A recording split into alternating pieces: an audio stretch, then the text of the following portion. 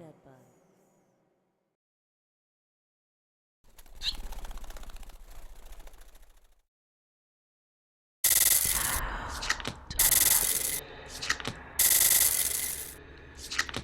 there, Leo. This is your weekly forecast for the week of November 23rd. I want to say thank you for your patience while we figured out exactly where we were going to upload these videos to. You know, they usually go to the YouTube channel, Rita Yanez. Now they're going to Rita Yanez TV. The issue where you notice that there were over 700 videos missing from my other channel.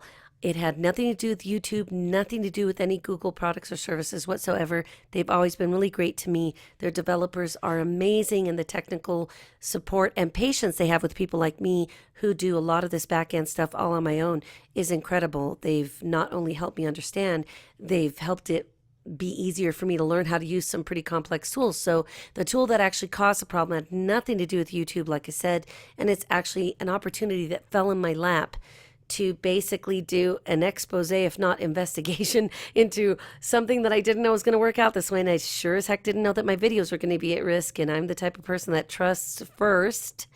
And even though the intention was to figure out exactly what these situations can create, cause, and even verify whether a few pretty famous YouTube creators have said, well, I had an opportunity to check it out for myself, and other YouTube creators are going to benefit from this information next year as well. So God bless and thank you very much for your patience. This has been a very crazy time.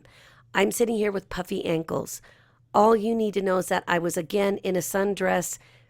This time I ended up with Ugg boots on, but, you know, driving to town in my Jeep covered in snow and realizing I had snow in my boot and my son was in flip-flops. It was just, we have had no time. I mean, no time at all, but we're trying to get all of this done to bring you content that you enjoy. And stuff that I do for free is because I love you and I care about you, and that's why I'm here. So Leo, we start off the week with the Ten of Pentacles in reverse. This isn't a bad card. You know, the fact that there are a lot of pentacles around usually is a better indication that money is available. The reason why it's kind of clogged up or not coming down the pipeline is probably from a situation that you're already aware of.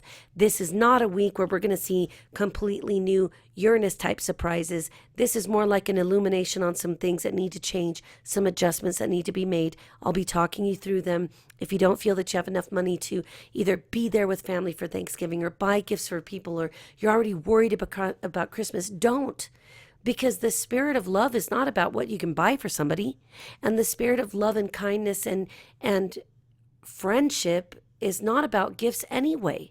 It's about saying, I love you, happy Thanksgiving. I want to say, I want to give thanks for having you in my life. People don't look, and if somebody really needs to be with you because they want money from you or something, or vice versa, really, it's already all bad. It is just definitely not good. So don't stress about the money. It's there, might be up the pipeline a little bit. There might be a little bit of a clog that needs to be worked through, but it definitely is not what you could think of. You've already been through enough difficulties when Saturn was touring Scorpio from October 2012 until December 2014. And then again in its retrograde cycle for a few months in 2015. And so now you know what that's been like. So you've already seen the bigger lessons. The reason why that affected you is because the axis that Saturn was affecting was Scorpio Taurus, which is your solar 4th and 10th house. And then, of course, by extension, your solar 1st and 7th house of Leo and Aquarius were affected. And I know what this can do. I have a sister-in-law who's a Leo and a brother who's an Aquarius. So you know I was suffering it with them because I felt like Saturn and Scorpio was all my damn fault and that somehow my family was suffering because of it, which of course I know it isn't the case and so do they. But, you know, I felt terrible and went around apologizing to people forever, saying things like I apologize to the entire freaking universe and every extraterrestrial being known and unknown and light years away for what this was. I believe that Saturn and Scorpio is one of the most difficult placements, not because Saturn and Scorpio don't get along, they do, but it's because Saturn wants to create structure and Scorpio wants to dig up the bones, go down into the grave, stand in it as you dig down. There's Scorpio. So it really makes for very cathartic, if not transformational work. I tell people if you lived through it, that says a lot. So at this time, just so that you know, of course, you're probably aware that Saturn is being hosted by Sagittarius, which is your solar fifth house. So, all right, especially for those of you who may be Leo rising, that's where you might notice it the most within your home environment, like with your children or your siblings, or in romantic relationships that are not really partnered energies, okay? Because that's what the fifth house is about. Of course, it's creativity, and you may just feel like you've hit a creative block wall, but it is not insurmountable. You just have to almost think your way through it, under it, over it, around it. Even if you're like, Rita, it's the damn Great Wall of China. Well, then you're going to be taking a hike for a while. You got a long time to think about it, so don't hurry about anything.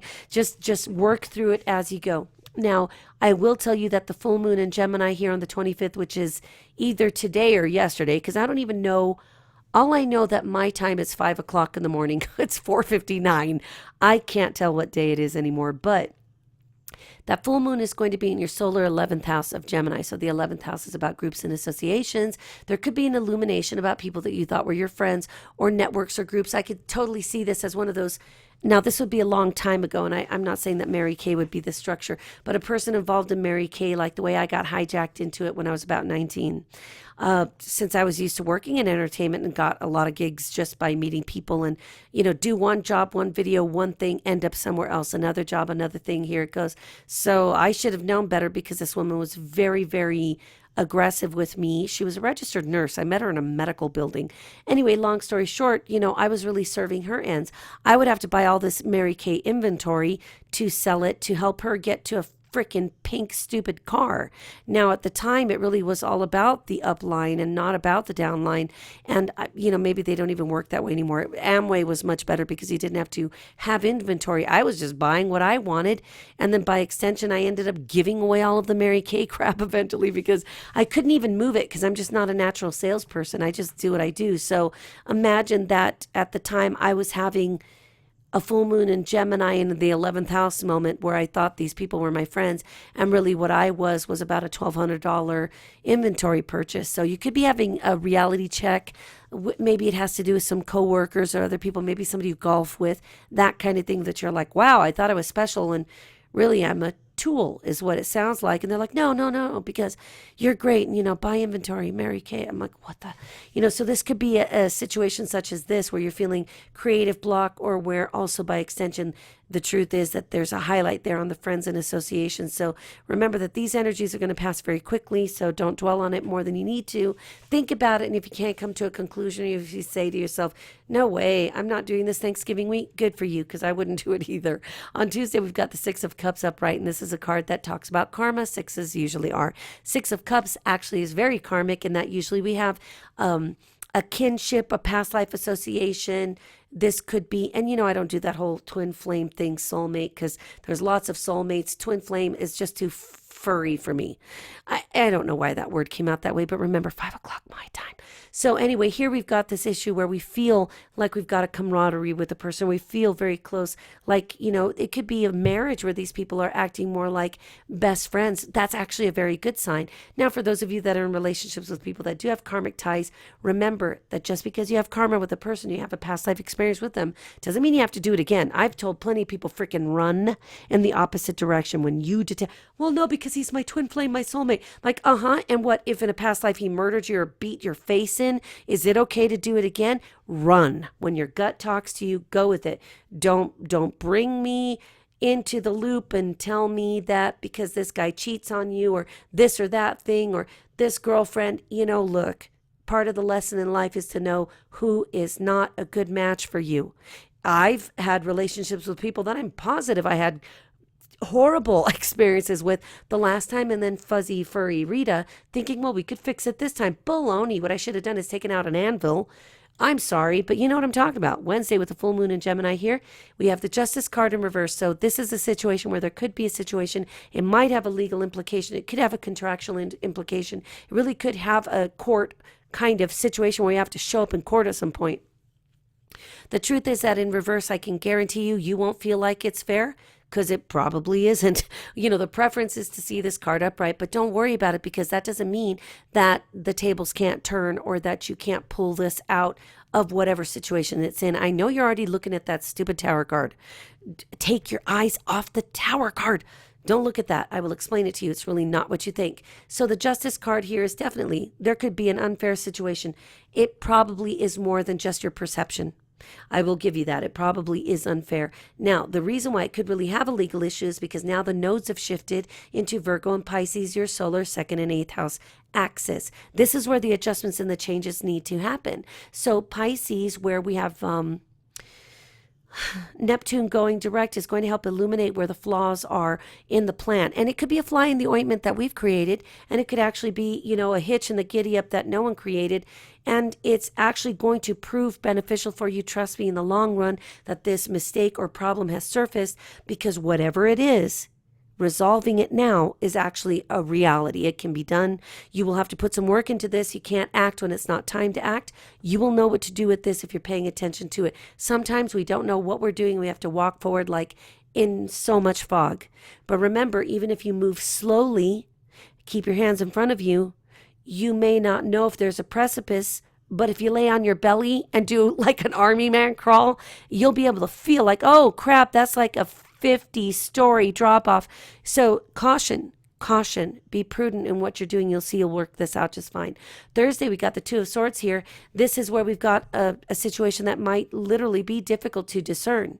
With the Justice card in reverse already and a couple of the other indicators we have here, we have another 2 down there that you probably, if you study the tarot, you've already noticed it. So the Two of Swords here is talking about an indecision, but this could be literally that you cannot make a decision because you don't know what all of the factors are. That's fine. In time, it will become clear. I guarantee you, Neptune going direct is going to help a lot here. It will help you see through what has been causing the difficulty.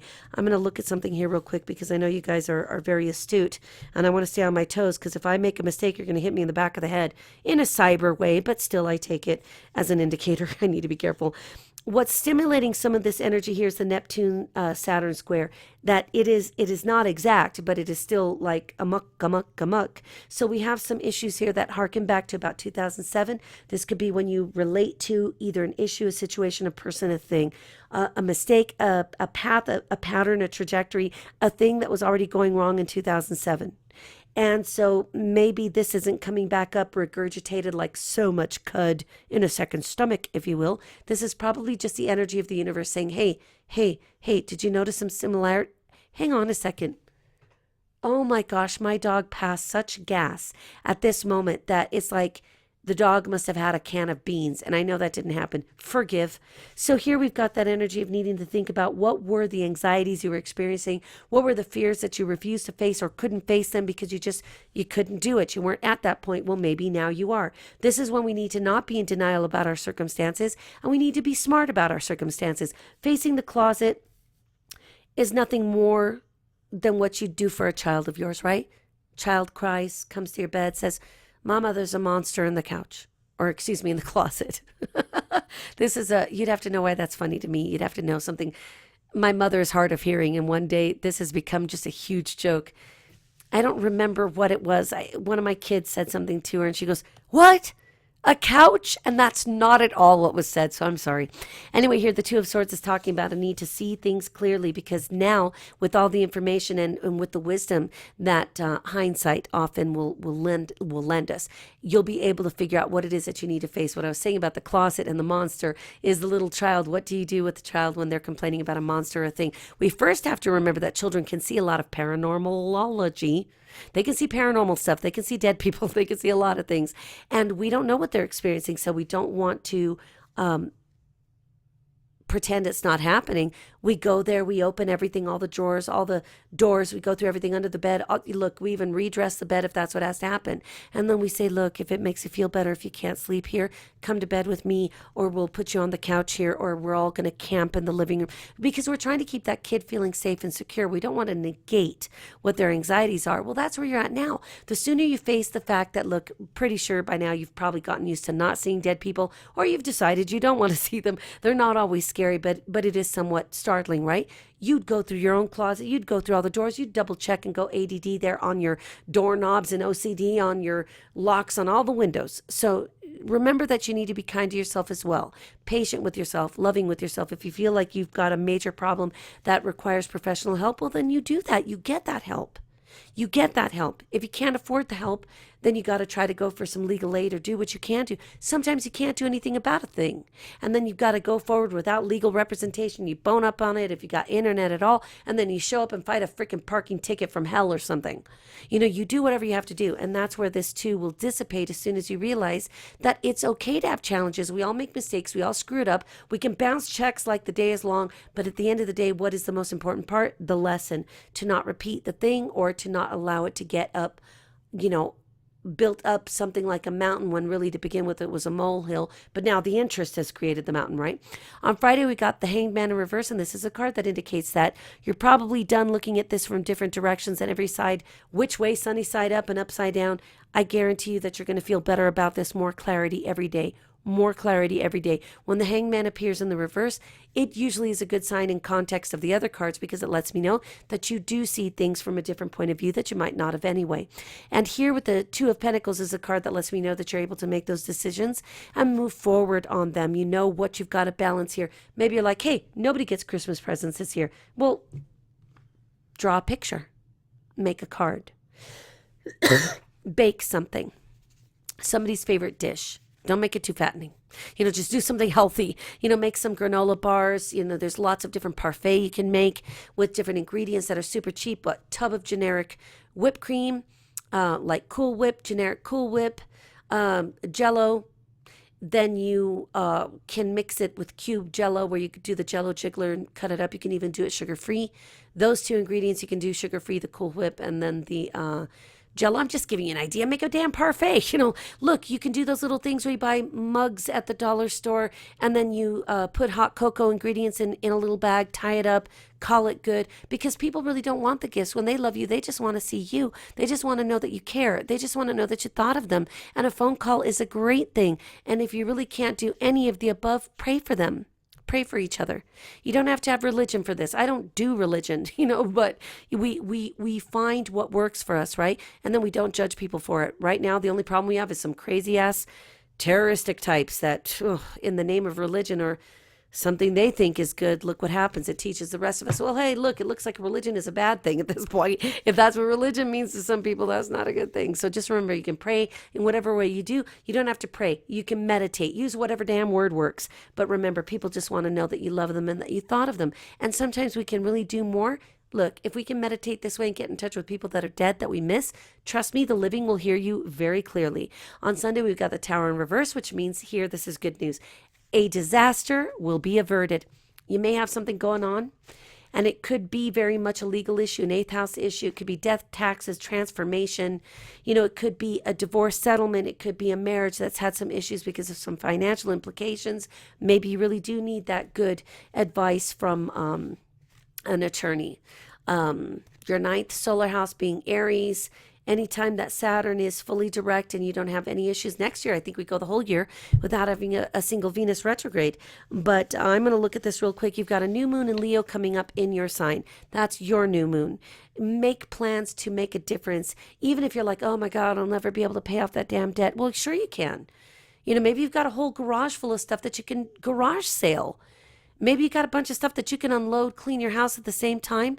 $50 toward a debt, make it good. Make it work. Do whatever you're going to do. Don't blow it on something fancy like hair curlers, just do what you need to do. Also, the fact that that new moon is happening in Leo is going to give you illumination into your partnership, your seventh house. It actually is going to help do some things where together, if you do have a partnership, a marriage, a committed relationship, a business partnership, that you can move that thing forward and you can do it in the full confidence that you guys are practically joined at the hip, and only good things can come from that, especially when you avoid the tower situation, my friend, and when you realize that life is not worth stressing out over the things that don't matter. Look at in the grand scheme of things.